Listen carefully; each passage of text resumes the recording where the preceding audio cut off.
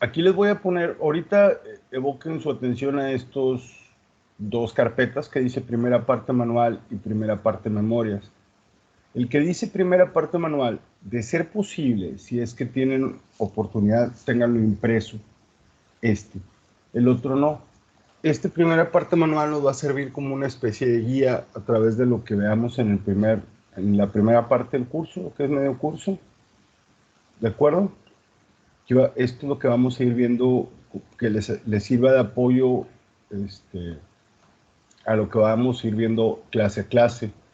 Lo que dice memorias son memorias de clase, o sea, lo que las presentaciones de PowerPoint, hagan cuenta que aquí se las puse como un PDF para que las tengan.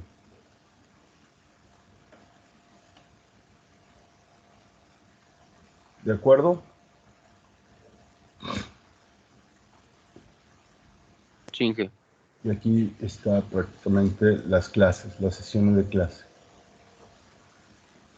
La segunda parte lo vemos un poquito ya cuando pasemos el medio curso, pero este que dice manual, segunda parte manual, si ven el nombre del archivo, dice, sí se puede sacar el examen. O sea, ¿por qué se llama así? Porque para la segunda mitad, ustedes van a necesitar emitir diagnóstico de condición y este manual les puede servir para ese fin, ¿de acuerdo?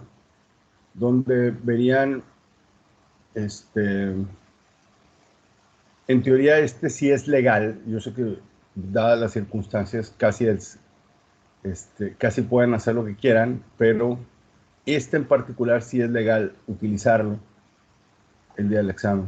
Entonces, la segunda mitad ya lo veremos. ¿De acuerdo? Nada más que sepan, tengan la tranquilidad de que están haciendo algo que ya hacen, pero que es legal.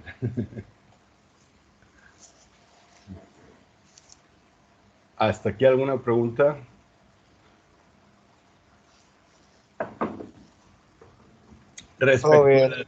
Respecto a las actividades, esas se las iré encargando aquí, poco a poco en tareas. Ahí vamos creando tareas y lo que van entregando lo tomo en consideración para el porcentaje en su calificación. ¿De acuerdo? ¿Todo bien? Resulta que en la clase de vibraciones mecánicas nosotros veíamos modelos matemáticos a los cuales les hacíamos, ya sea por algún método, un análisis, y obteníamos la frecuencia natural. Esto en la primera mitad del curso.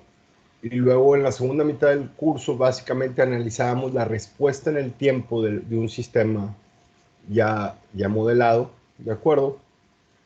Bueno, lo que vamos a ver aquí es la respuesta, o sea, la forma en la que vibra una máquina que ya existe, o sea, no algo que vayamos a diseñar. ¿Están de acuerdo? Entonces, resulta que en el área de mantenimiento existen muchas estrategias para lograr el objetivo que tiene el departamento, que es aumentar o mantener la disponibilidad de los equipos. O sea, algo fundamental que debemos de tener claro es que el área de mantenimiento, lo voy a poner así, mantenimiento es diferente, totalmente diferente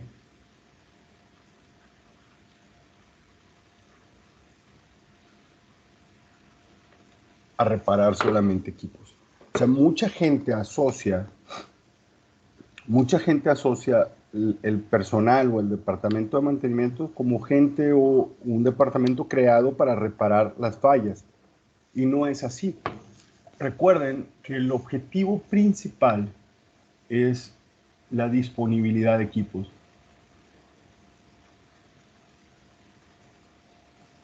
Cuando hablamos de disponibilidad, estamos hablando de que las máquinas o los instrumentos productivos de la fábrica, esos instrumentos, se programan para producir piezas, esas maquinarias.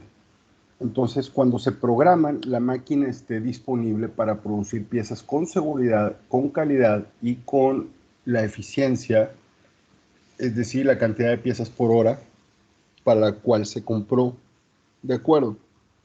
Eso es lo que se busca en el área de mantenimiento, mantener la disponibilidad. Dicha disponibilidad obviamente no es a toda costa, o sea, tienes que administrar una cierta cantidad de recursos que logren el objetivo. ¿Qué recursos son? Bueno, pues obviamente un presupuesto mensual o anual que tienes que ejercer para mantener la disponibilidad. Tienes que administrar personal técnico, tienes que administrar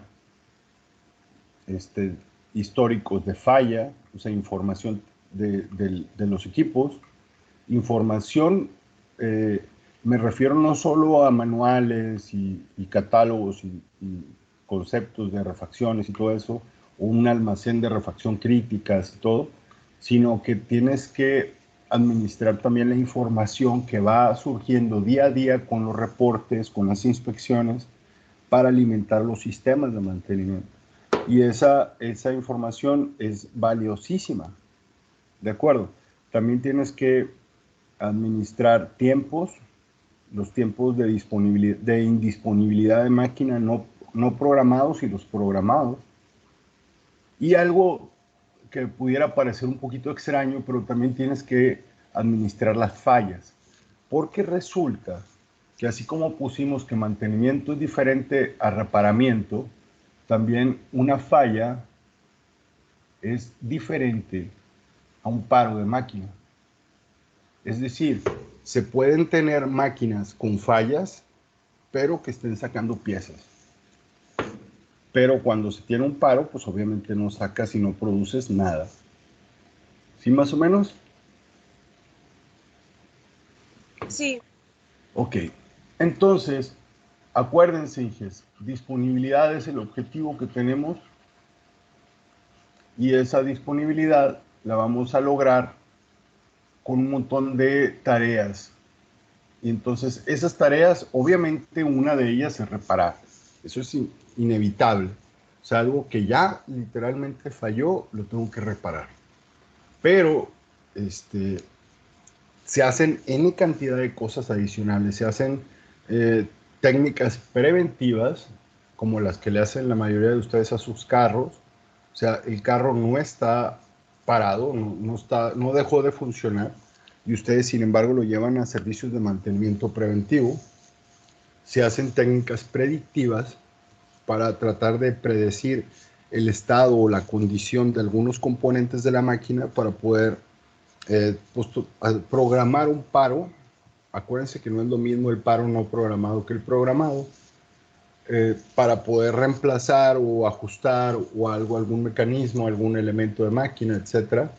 Se tienen mantenimientos proactivos, que es en función a los históricos de falla que se tiene, se buscan recurrencias y se hacen análisis proactivos para tratar de eliminar la causa raíz de que sucedan ciertas fallas. Se hacen mantenimientos autónomos, etcétera. O sea, hay muchas formas de hacer que la disponibilidad sea alta. En teoría, una disponibilidad debiese estar, según muchos de los libros, viene como mayor a 95, perdón, mayor a 95%. O sea que en el 95% de las veces que la producción ocupa la máquina está disponible, aunque probablemente se encuentren que lo deseado es alrededor del 98.5% de disponibilidad. Esta se mide muy sencillo. La disponibilidad es el número de horas. Bueno, perdón, déjeme le pongo el número de horas programadas para producir menos las horas, número de horas de paro por mantenimiento. Este paro es no programado. Y esto va dividido entre el número de horas programadas para producir. Y esto va por 100. Ojo, Inges, es diferente este porciento de disponibilidad de mantenimiento que el disponibilidad que ven, por ejemplo, para calcular otros métricos, como por ejemplo el OEE o la eficiencia total de equipos, el ET, no sé, donde esa disponibilidad no solo incluye los paros de mantenimiento, sino acuérdense que las máquinas pueden parar por un montón de cosas, falta de material, no sé, falta de operadores, por un ajuste de máquina, un setup de máquina. O sea, puede haber muchas cosas que hagan que la máquina no opere. Y en este caso en particular, por ser un indicador propio del departamento de mantenimiento, sería exclusivamente por horas de paro no programadas. Todo lo que son horas de paro sí que están programadas, no se contabilizan porque en teoría es una máquina que no está programada para producir. ¿Por qué? Porque esas horas se asignaron a un servicio preventivo, etcétera. ¿De acuerdo? Entonces, acuérdense de esto. Nuestro objetivo siempre será la disponibilidad del equipo. Esto de aquí. Esto es lo que andamos buscando, disponibilidad.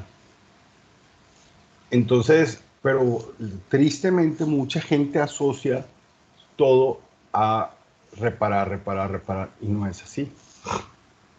De hecho, ustedes encontrarán personal de mantenimiento, a veces gerentes ya viejones o, no sé, directores o gerentes de planta, que ellos valoran mucho esto, el hecho de que manejen tiempos cortos en reparar. Hay un métrico que se llama MTTR, es Time to Repair, es el tiempo medio en reparar, y ese lo valoran mucho porque implica que cuando algo falla, cuánto tiempo te tardas en rehabilitarlo para recuperar la disponibilidad. Pero debiese de valorarse más que esto el tiempo medio entre fallas. O sea, cuánto tiempo pasa de cuando hay una falla a que vuelve a ocurrir otra falla, porque eso habla muy bien de la forma o del balance de estrategias que utilices en los equipos para mantener la disponibilidad, no para recuperarla. ¿Sí me explico? Entonces, ahí esos conceptos muy fundamentales, me gustaría mucho que los tuvieran bien claros. Nosotros, o la gente que hemos trabajado durante tiempo en el área de mantenimiento, sí, una parte que de cierto modo tienes que manejar bien es esto, reparar, pero probablemente lo más complicado es trabajar en todo lo demás para mantener la disponibilidad de los equipos, mantenerla, no recuperarla. ¿De acuerdo? Y cuando hablamos de fallas y paros, miren, por ejemplo, no sé quién de aquí del salón tenga un carro viejito que le tenga que recuperar aceite, por decir, o agua. Cada cierto tiempo, 2, 3 días, y hay que echarle. ¿Alguien tiene un carro así? ¿O todos tienen carros estables o no tienen carros? No, no lo sé.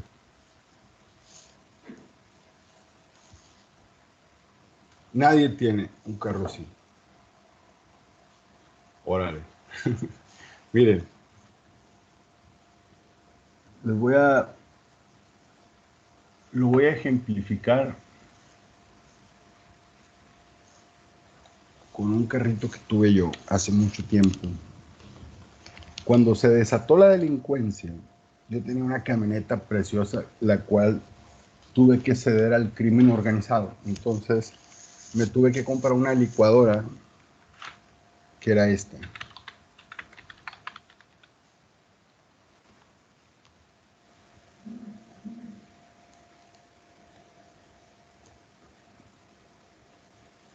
No, esto está demasiado nuevo. Era como este.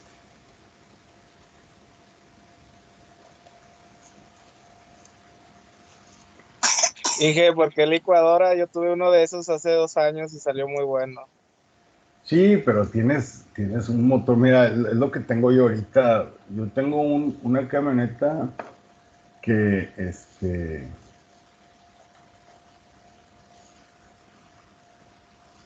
tengo una camioneta que tengo un motor de 1.3 litros. ¿Tú sabes lo que es eso? Nada. O sea, eso debiese de servir para, no sé, para licuar tomates o chiles, hacer salsas. Es 1.3 litros y sin embargo lo traigo jalando. Cuando originalmente, no sé, o sea, un motor es de arriba de 3 litros, de 5 litros. Claro que ahorita es muy complicado por los problemas energéticos que hay en el mundo y por los costos de la energía. Por eso poco a poco nos vamos haciendo de motores cada vez más chiquitos y le vamos metiendo más cambios a la transmisión para tratarle de sacar lo máximo que se pueda. Pero la realidad es que son licuadorcitas todas estas. Si alguien tiene, por ejemplo, en su casa una máquina 350, una cosa de 3.2 litros, o si tiene un gran marquís con una máquina de ese tamaño, esos son carros. Todo lo demás, así sea nuevo de agencia y todo, pues es una licuadora. Con ruedas, pero licuadora.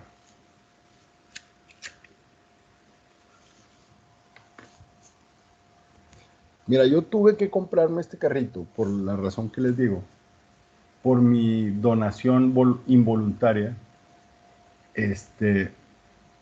Y resulta que al cabo de cierto tiempo yo le tenía que echar más o menos cada 2, 3 días, le echaba como unos 2 litros de agua. Era agua lo que perdía.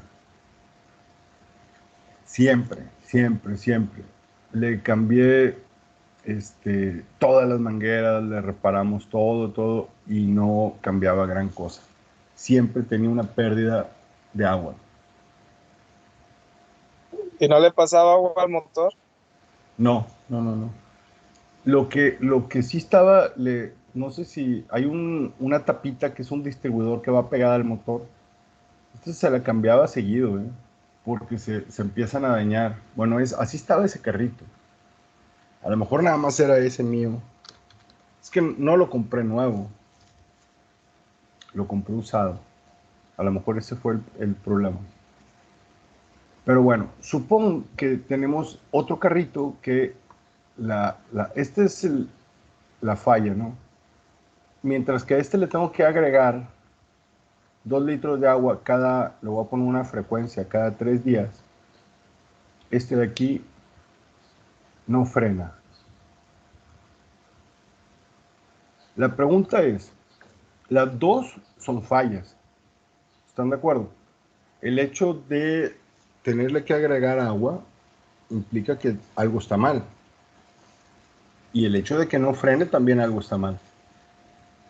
Entonces la pregunta es, ¿por qué si tengo fallas, o sea, son fallas, por qué agregándole 2 litros de agua y así, yo sigo utilizando el carro para ir al trabajo, para ir a la universidad, a lo mejor para ir a ver a la novia o así?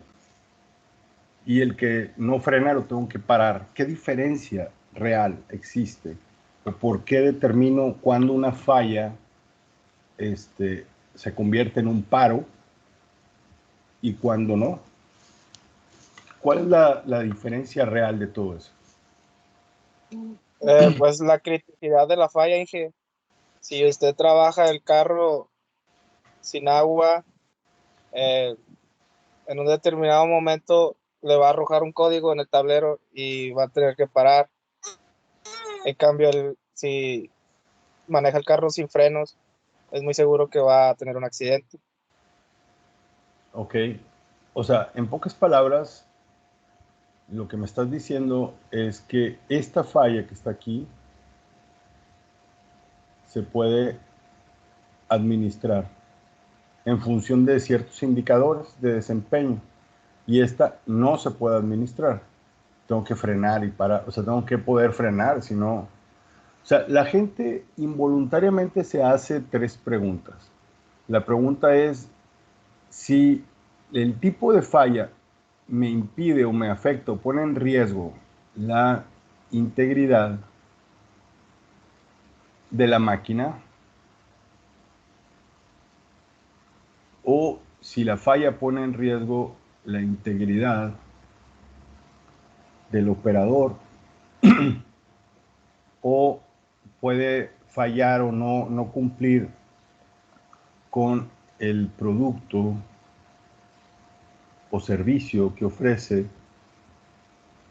Si todas las respuestas de aquí son no, esta máquina se administra. Si alguna de ellas es sí, esta máquina se para. Así de sencillo. En la industria es lo mismo. Cuando se tiene una fuga de algún refrigerante, alguna fuga de algún lubricante, o se tiene mayor consumo de energía, o está vibrando de más, o está consumiendo, generando calor, etcétera. O sea, si tú puedes administrar la falla es porque todas estas preguntas fueron no. Si alguna de ellas fue sí, muy probablemente tengas que detener la máquina. Si no es que se presta solo, porque a veces tú pides prestada una máquina porque detectas algo irregular, le dices, oye, dame la máquina, y te dice, no puedo prestártela porque resulta que tengo que cumplir un programa, un compromiso de cierre de mes o algo. Y la máquina, si no te la prestan, al final de cuentas se va a prestar solita, ¿verdad? Entonces, no, tampoco es razón para que sientan algún tipo de frustración. Al final de cuentas, ella sola viene a tus brazos, ¿verdad? ¿Singes? Entonces, sí logramos diferenciar entre falla y paro, ¿verdad? La falla es Sí, todo aquello que se salga de un estándar operativo para el cual se diseñó. O sea, que deje de cumplir alguna función.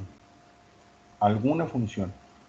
Ojo, hijes, las funciones que tienen las máquinas, obviamente la función principal suele ser la razón por la cual la compraste. O sea, si tú compraste una máquina de soldar, la función principal es soldar, porque querías soldar, ¿de acuerdo? Pero tiene otras funciones. Tiene que ser ergonómica, tiene que contener los fluidos, tiene que ser, no sé, segura, tiene que tener ciertas características, otras funciones que, que también son funciones, pero son funciones secundarias. La principal es por la razón por la que la compraste. Y la razón por la que la compraste implica todo, que sea segura, que entregue una cierta cantidad de piezas por hora y demás. Todo lo que son fallas es el incumplimiento de la función, y ese incumplimiento puede ser total o parcial. O sea, podemos tener una falla total, que deje de soldar, que deje de rayar, que deje de hacer lo que tú quieres, o que lo haga parcialmente. A veces raya, a veces no, o raya más tenue, o solda solamente calibres delgaditos porque algo le pasó, cosas así, ¿me explico? Entonces, todo lo que hablamos de fallas y la diferencia con un paro de máquina, eso es fundamental, que nos quede bien claro. ¿Alguna pregunta, Inges, hasta aquí? ¿Todo bien? No, ninguna. Creo Todo que bien, Todo hijo. bien, hijo. sí, Ok. todo entendible. Resulta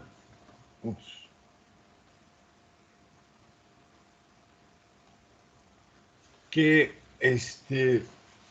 para que uno haga ciertas cosas, de mantener la disponibilidad y todo eso, técnicamente tiene que ser posible, pero también económicamente tiene que ser rentable.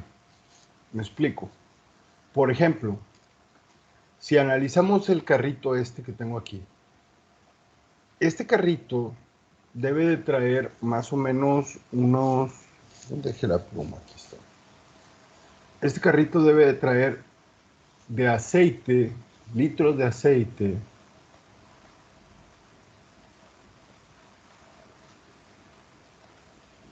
debe traer a lo mejor unos 4.5, póngale 5 litros. 5 litros de aceite. ¿Está bien? Esos 5 litros, vamos a suponer que los utilizamos de aceite mineral, del normalito, que necesita una frecuencia de reemplazo de cada 3,000 kilómetros. ¿De acuerdo? Ingenieros, siguen aquí, ¿verdad? Sí, Sí. aquí estamos. Ok. Inge, Ah, todo bien, todo bien. Entonces, a ver, Inges, si nosotros hacemos el reemplazo cada 3,000 kilómetros de forma preventiva, en teoría, cuando yo lo cambio, ese lubricante todavía refrigera y lubrica. O sea, el aceite todavía va a limpiar, refrigerar y lubricar. Cuando yo lo cambio. No lo cambio cuando ya dejó de funcionar, porque soy preventivo, tengo que hacerlo antes. ¿De acuerdo? Entonces, cuando algo así sucede, entonces, ¿qué costo tiene hacer el cambio de aceite mineral? Más o menos son 80 pesos cada litro, o sea que serían 400 pesos, y 100 pesos del filtro son 500 pesos. Este es el costo. Ok. A este carrito se le puede hacer un análisis de aceite. Yo le saco una muestra de aquí, que es una muestra, más o menos ocupa unos 200 a 250 mililitros de aceite y lo analizo y puedo saber su grado de viscosidad, su grado de limpieza ISO y el porcentaje de humedad. Así, el más básico de los análisis. Y esto me va a implicar un costo más o menos de 350 pesos. Hacer ese análisis. Ese análisis me puede arrojar dos posibilidades. Una es que todavía esté bueno y la otra posibilidad es que esté malo. Si está malo, o sea, que esté bueno me refiero a que todavía soporte más meses o más kilómetros sin que yo lo tenga que reemplazar. ¿De acuerdo? Si está malo, lo tengo que reemplazar. Entonces aquí le agregaría los 500 pesos. Esto que les estoy mostrando aquí, económicamente no es rentable. No es rentable. ¿Por qué razón?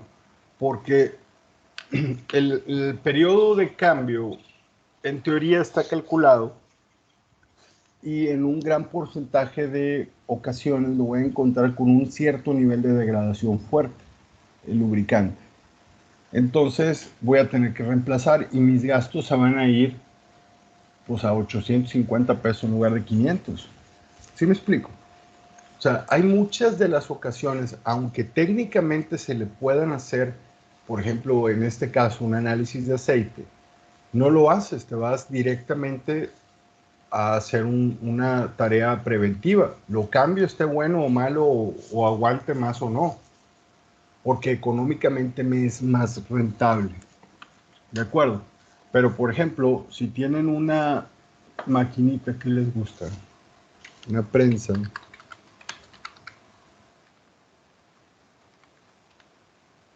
¿cómo se llaman las amadas, no?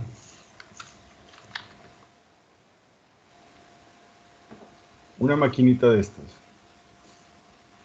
Por ejemplo, estas.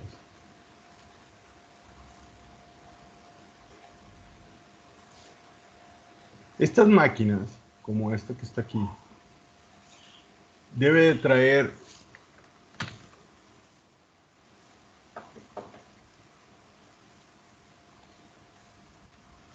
donde ya no caben. Bueno, nada más para que se hagan una idea, una maquinita de estas trae alrededor de, no sé, 500 a 600 litros de aceite. O sea, estás hablando de 3 tambos de 200. Cada tambo cuesta, no sé, 18, 22 mil pesos de un aceite bueno. Entonces, estás hablando de que hacer un cambio preventivo son arriba de 50, 60 mil pesos de aceite, más el paro de la máquina, más el cambio de filtros, más el pagar por confinar el aceite que estuve desechando. O sea, hay muchas, eso nos cuesta mucho dinero, pero técnicamente sí es viable hacer el análisis. Entonces mejor hacemos un análisis de aceite. Entonces, al hacer el análisis de aceite, yo me puedo dar cuenta si en realidad necesita el reemplazo total, si puedo hacer un reemplazo parcial, si puedo simple y sencillamente meter un carrito de filtración, porque lo único que necesita es mejorar su grado de limpieza, o a lo mejor necesito simplemente un aditivo de índice de mejora de viscosidad, y con eso puedo darle más vida a ese aceite para que me siga cuidando la máquina. O sea, tiene que ser no solamente técnicamente posible, sino económicamente rentable. En máquinas que tienen muy alto consumo de aceite, suele ser muy rentable. ¿De acuerdo? Hasta aquí alguna pregunta, Inges. Déjenme les comparto esto.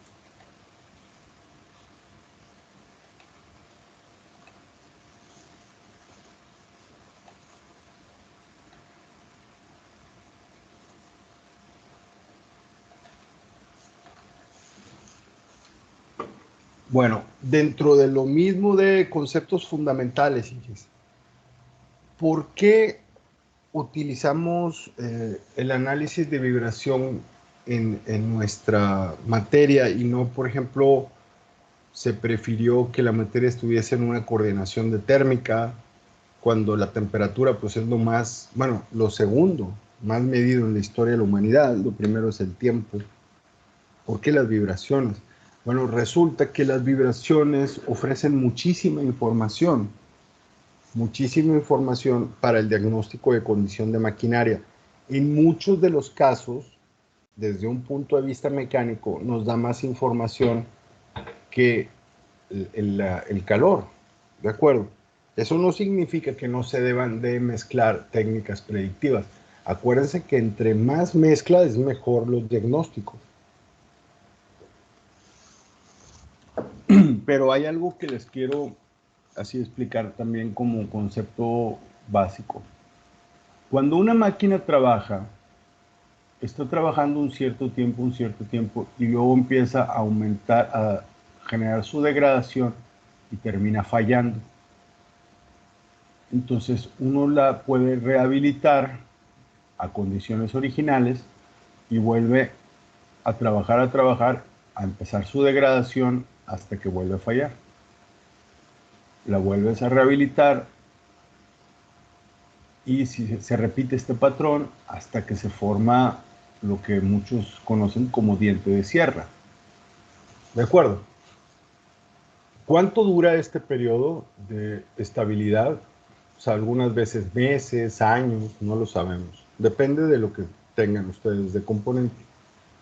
Pero este pedacito de aquí, donde empieza la degradación a cuando falla, este periodo de tiempo aquí,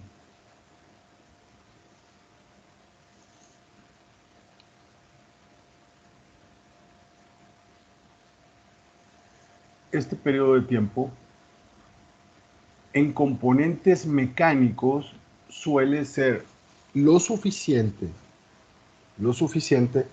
para aplicar técnicas preventivas o predictivas. Por ejemplo, si yo me vengo para acá, yo puedo, porque no siempre fallan a la misma altura, o sea, a veces puede fallar acá arriba, a veces un poquito más abajo. Entonces lo que haces es determinar un periodo previo a esto y dices, bueno, voy a reemplazarlo de cuando lo inicio hasta acá, no sé, una vez al año. O sea, va a ser anual. ¿De acuerdo?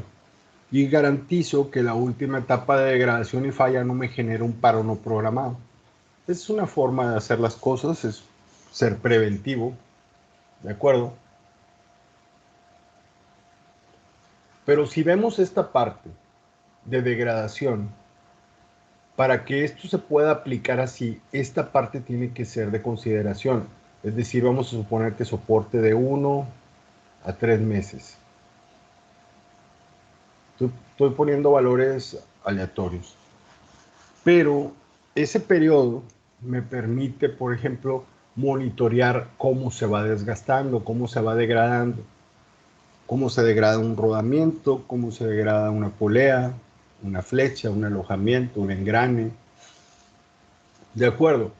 Y esa degradación me permite programar en ese periodo, si yo tengo una inspección, no sé, semanal o quincenal o mensual inclusive, de las máquinas, yo puedo evaluar esa degradación y programar un paro de tal modo que, acuérdense, ingenieros, que lo que evitamos al detectar las cosas es los paros no programados, porque los paros no programados son los que vienen y nos pegan en la disponibilidad. Estos paros de aquí son no programados. Entonces, esto yo lo quiero evitar a toda costa, ¿no? Les decía, de este periodo, este periodo de degradación de 1 a 3 meses, por ejemplo, estos serían componentes mecánicos, pero si ustedes buscan en lo que es la electrónica industrial, por ejemplo, una tarjeta,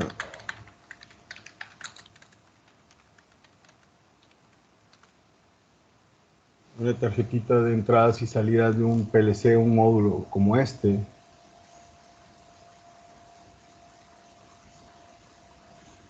voy a agarrar este, por ejemplo, lo voy a poner así.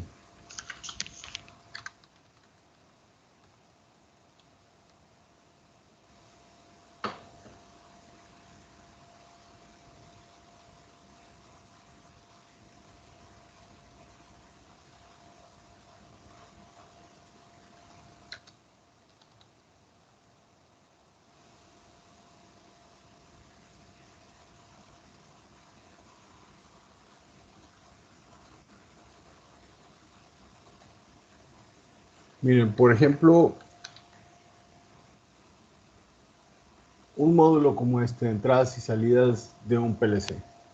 Todo lo que es electrónica industrial, este periodo que está aquí de degradación, a lo mejor dura 15,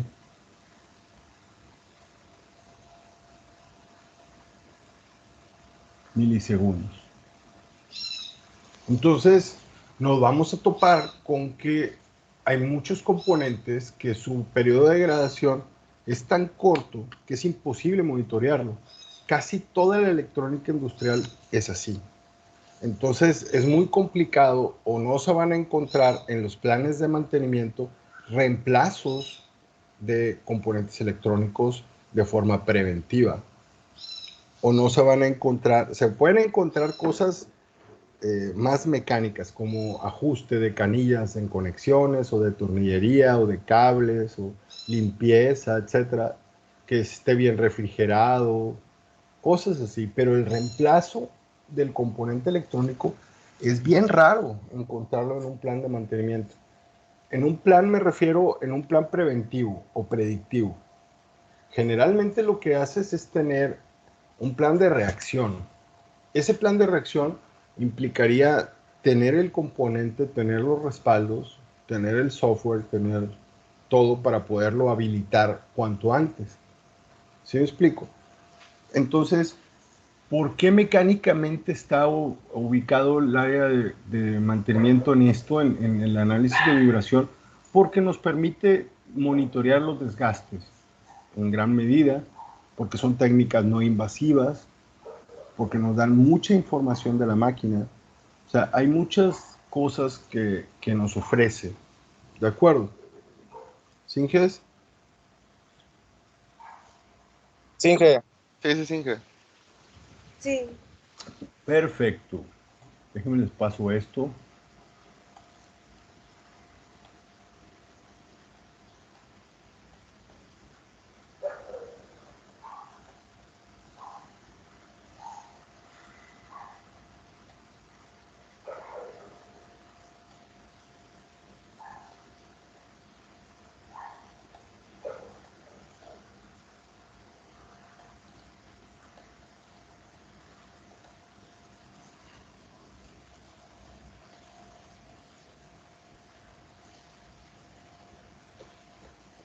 Ok, Inges.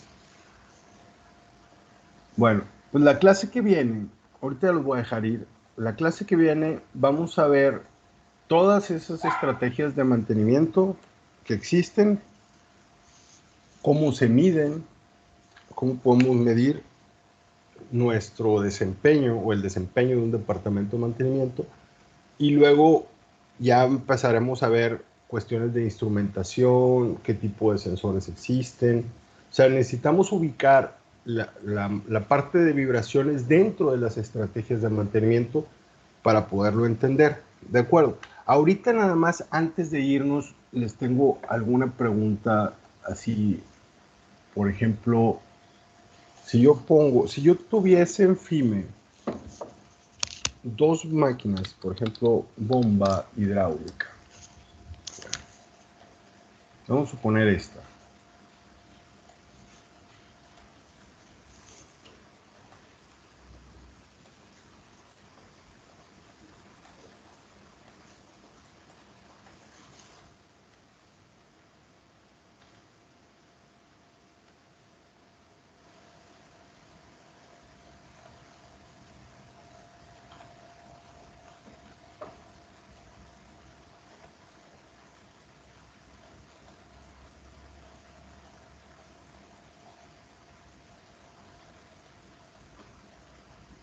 Supongan, ingenieros, que tengo tres maquinitas idénticas, igualitas.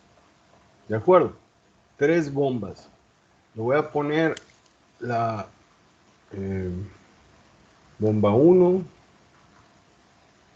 bomba 2 y bomba 3. Ups, me salió muy extraño el 3. ¿Qué función tiene cada una de ellas? Esta, vamos a suponer que es una bomba de riego de los jardines de FIME, de los que están ahí donde está el oso. Esta de aquí, vamos a suponer que alimenta agua para los baños del edificio 1, 2 y 3. Y esta que está aquí, vamos a suponer que es una bomba de yogueo del sistema contra incendios. Las tres bombas son idénticas. Idénticas me refiero a que tienen el mismo número de rodamientos, o sea, el mismo, no número en cantidad, sino las mismas dimensiones de rodamientos, las mismas propelas, tiene exactamente el mismo estopero o sello mecánico, tiene la misma medida de las bridas, tiene la misma NEMA, son idénticos en general, números de serie consecutivos. Es un modelo que yo traté de estandarizar, por decir, en la fábrica, y que ¿para qué razón lo quiero estándar? Porque con uno que tenga en el almacén me sirve para 3, 4 funciones en dado caso que falle. Si tuviese estas máquinas diferentes, yo tendría que tener 3 bombas en el almacén para reemplazar. En cambio, si lo estandarizo con una que tenga, abarato mi inventario, es más fácil manejarlo, etc. manejar el stock de refacciones se me hace más sencillo si estandarizamos. Pero bueno, tengo esas 3 bombas en la facultad. Riego, baños y una de yogueo para el sistema contra incendios. Pregunta, hijes. Si tienen exactamente lo mismo, los mismos valeros, el mismo estopero, las mismas clemas de conexión, el mismo ventilador de enfriamiento, todo es idéntico, los empaques, todo. La pregunta es, ¿las estrategias de mantenimiento deben de ser igual porque son idénticas estas, sí o no? ¿A qué tipo de estrategia se refiere, Inge? A que si le tengo que hacer exactamente el mismo tipo de mantenimiento. O sea, les voy a medir vibraciones a las 3, les voy a, con la misma frecuencia, o les voy a hacer mantenimientos preventivos de lubricación, esto y lo otro, inspección, ajustes, a las 3 igualitos con la misma frecuencia, o simple y sencillamente dejo que fallen y las reemplazo. ¿Debo de considerarlas iguales? Bueno, mire, no, la de riego no es algo esencial, pero como quiera sí hay que darle prioridad. Aquí la más importante de las 3 bombas sería la de sistema contra incendio. Yo le daría segunda importancia a la de baños y como tercero a la de riego. Sí serían las mismas estrategias en cambio en cuanto a análisis de termografía y análisis de vibraciones. Por- Eh, o sea, por a ver, ejemplo, ojo. Estoy de acuerdo casi con todo lo que dijiste, pero ahí te va. Por decir, esta bombita me cuesta, vamos a suponer que su costo es de, no sé, $300. Eso es lo que me cuesta la bombita. Tú quieres que yo, por ejemplo, le mida vibraciones con un equipo que me cuesta $15,000, que le invierta horas de monitoreo y análisis, que me puede costar a lo mejor $150 la hora. Voy a poner que en una hora se hace. Le voy a agregar servicios de termografía con una cámara que me cueste, no sé, $2,500, una que no esté muy guau. O sea, voy a invertirle este recurso a una bomba de riego o simple y sencillamente, ya se quemó, voy y saco una bomba de $300 de almacén y vengo y la cambio. Porque técnicamente es viable todo lo que me dices, estoy totalmente de acuerdo. Tan viable como, por ejemplo, en el salón de clases, supongo que este es el salón, hay 8 lámparas de barra que alumbran todo el salón. Aquí está el pizarrón, aquí está la puerta. Entonces, de que a las lámparas, yo sé que las lámparas duran 4,000 horas, o bueno, ponle 8,000 horas, que es un año más o menos, 8,000 horas de operación. Yo puedo cambiarlas cada 10 meses y la probabilidad de que una se funda es menor, porque las voy a cambiar en un periodo menor a las 8,000, a lo mejor 7,000 horas.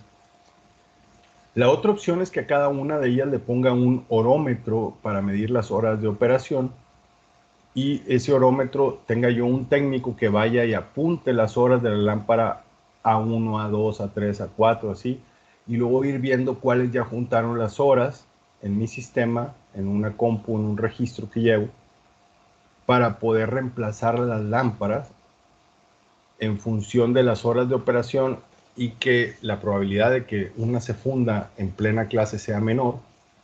O la otra es que simple y sencillamente me espere que se funda alguna. Hay una rutina de inspección que el personal de limpieza o de el checador pasa por los salones y ve que todas las lámparas estén funcionales, y si alguna no prende, lo reporta y viene y se reemplaza. Lo único que tengo que hacer es tener una caja con un montón de lámparas en mi almacén. Y si tengo todos los salones estandarizados, la caja, o sea, las lámparas todas son iguales, nada más necesito un número de parte. O sea, ¿qué harías tú? Técnicamente se puede todo. ¿Qué es más rentable? Tener la caja y cambiar cada que Tenerla, se fue. tenerlo, dejarlo de manera consciente a que se falle. Claro, si esas lámparas estuviesen dentro de un quirófano, probablemente me dirían, no, no, no, ni madre, dije, póngale el orómetro. Imagínese que esté en cirugía y haya poca iluminación.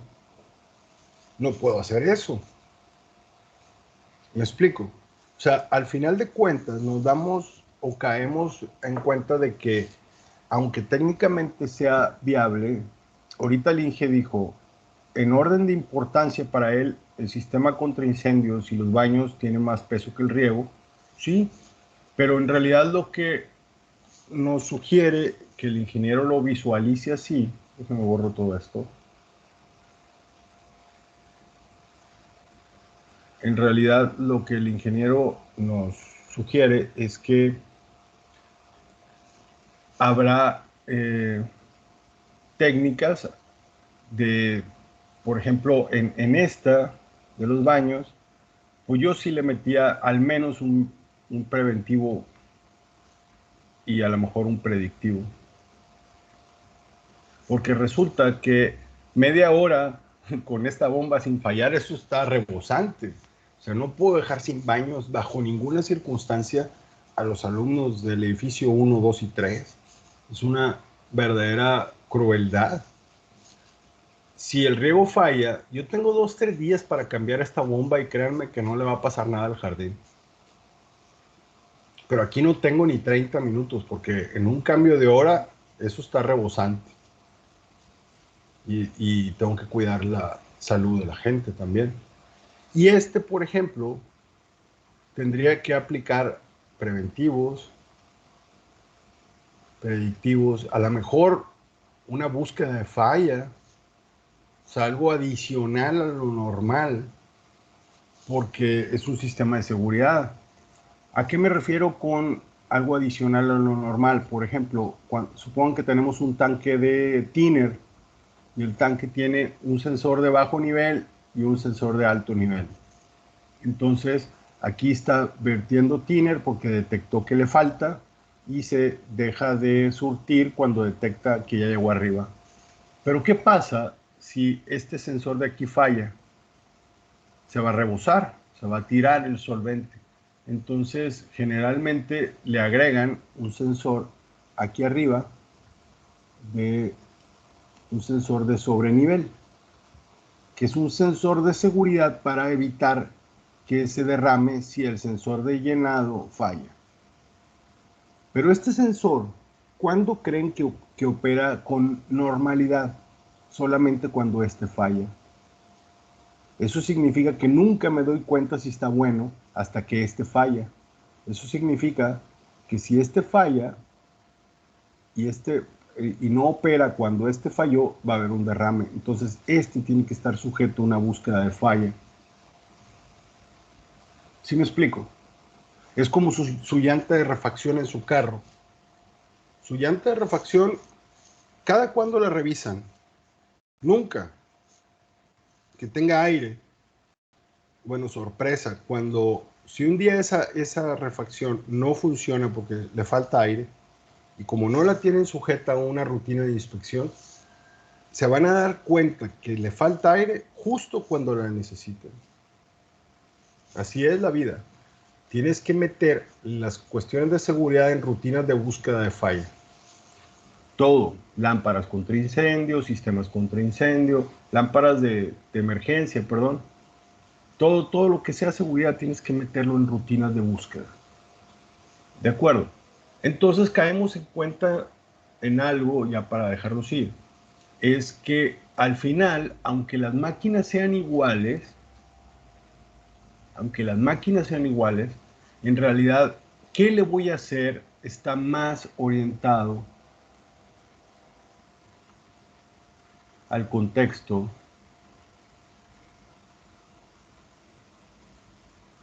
de operación de la máquina. Si la máquina, o sea, depende más de qué hace que de cómo es. Así de sencillo. ¿Sí me explico, Inge? Sí, sí, sí. Inge. Sí, Inge, sí, todo bien. Yo creo que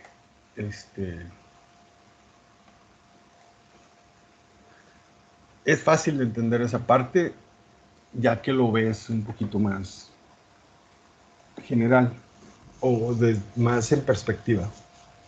Ingenieros, bienvenidos a la clase, qué bueno que se inscribieron, me da mucho gusto verlos, me da gusto saber que hubo quien alcanzamos a compartir clase presencial. Tengan muy buen fin de semana, ingenieros. Cuídense mucho, cuiden a su familia. Voy a dejar de compartir, recuerdo.